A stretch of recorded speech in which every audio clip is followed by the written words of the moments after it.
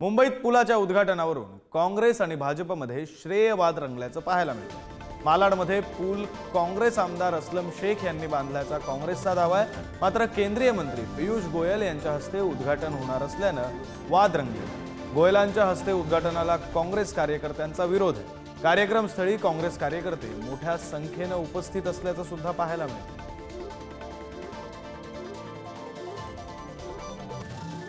बातम्या आपण पाहतोय मुंबईतील मालाड परिसरात असलेल्या मालवणी भागातून। मालवणी भागातील एक पूल जो काँग्रेस आमदार असलम शेख यांनी बांधला अशा प्रकारचा दावा काँग्रेस कार्यकर्त्यांचा। आपले प्रतिनिधी रिद्धेश हातीम आपल्या सोबत जोडले गेलेत, त्यांच्याकडून अधिकचा तपशील जाणून घेऊया।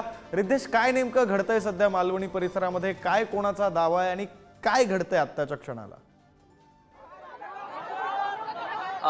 नक्कीच विक्रांत, आपण एकंदरीत पाहिलं तर असलम शेख हे जेव्हा महाविकास आघाडीची सत्ता होती आणि ते पालकमंत्री होते तेव्हा त्यांनी या पुलाचं भूमिपूजन केलं होतं आणि त्या अनुषंगाने कमीत कमी 2 ते 2.5 वर्षानंतर या पुलाचं काम आता पूर्ण झालेलं आहे। आणि आता हा पूल आहे तो महानगरपालिकेकडून काल जाहीर करण्यात आला आहे की पियुष गोयल यांच्या हस्ते उद्घाटन आणि त्या अनुषंगाने काँग्रेसकडून त्याचा विरोध आहे तो केला जात आहे। आपण आता देखील पाहू शकतो मोठ्या संख्येने जे काँग्रेसचे जे पदाधिकारी आहेत त्याचबरोबर असलम शेख स्वतः असतील ते इथे आले आहेत। त्यांचं असं आहे की या पुलाचं भूमिपूजन आमच्या हस्ते झालं आहे, तर उद्घाटन देखील आमच्याकडूनच व्हायला पाहिजे होतं। मात्र इकडचे आता नुकताच निवडून आलेले खासदार पियुष गोयल यांच्याकडून याचं उद्घाटन आहे असं महानगरपालिकेकडून जाहीर करण्यात आलं। आणि एकंदरीत महिन्याभरापूर्वी आलेला जो खासदार आहे तो जो स्वतः श्रेय घेण्याचा प्रयत्न करत आहे की तो पूल एकंदरीत आमच्याकडून बांधण्यात आला आणि त्या गोष्टीचा विरोध करण्याच्या अनुषंगाने मोठ्या संख्येने आहे जे काँग्रेसचे पदाधिकारी ते इकडे जमले, त्याचबरोबर स्थानिक आमदार असलम शेख ते देखील इकडे जमले। दुसरीकडे पाहिलं तर इकडे बाहेरच आहे जे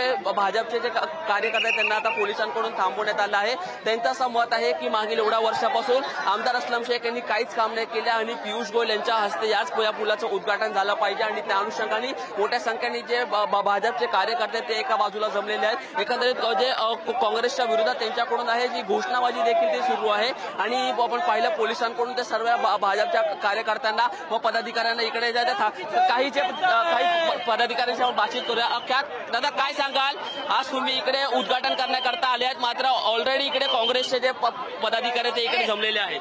अरे वो लोग करते ही क्या है, क्या किया है इधर 10 साल 15 साल से?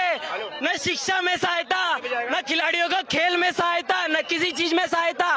खाली बड़ा है तो क्या मालवनी में ड्रग्स, अनाधिकृत डेवलपमेंट, जगह जगह कब्जा करना और गुंडागर्दी। आप यही चीज देख लो, आज हमें इसके बाहर रखा जा रहा है। भारत माता की जय बोलने पे धक्का देके बाहर दिया जा रहा है और वहाँ वो असलम शेख जिंदाबाद बोल रहे हैं। क्यों? पार्टी का नारा है, हम तो नहीं लगा रहे ना पक्ष का। भारत माता की जय बोलने पे आज धक्का दे रहे, कल भारत माता की जय बोलने पे हमें अंदर डाला जाएगा। ये इनका राज आने वाले विधानसभा में मैं खुली चुनौती दे रहा हूँ। मालवनी का युवा हूँ, इस बार का चुनाव मालवनी का युवा बताएगा कि क्या है युवा इस बार का चुनाव।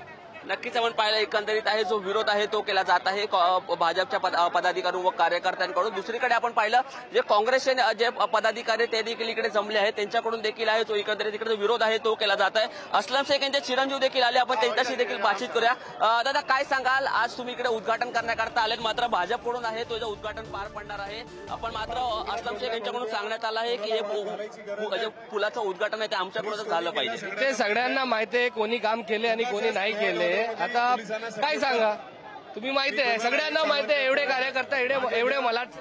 तर मालवणीतली ही सगळी परिस्थिती आपण पाहत होतो। मालवणीमध्ये नेमकं काय घडतंय तर मालवणीमध्ये एक पूल आहे, ज्या पुलाचं उद्घाटन हे आज केंद्रीय मंत्री पियुष गोयल यांच्या हस्ते होणार आहे, मात्र काँग्रेसकडून त्या गोष्टीला विरोध केला जातोय। ते उद्घाटन असलम शेख यांच्या हस्ते व्हावं असं काँग्रेस कार्यकर्त्यांचं म्हणणं आहे।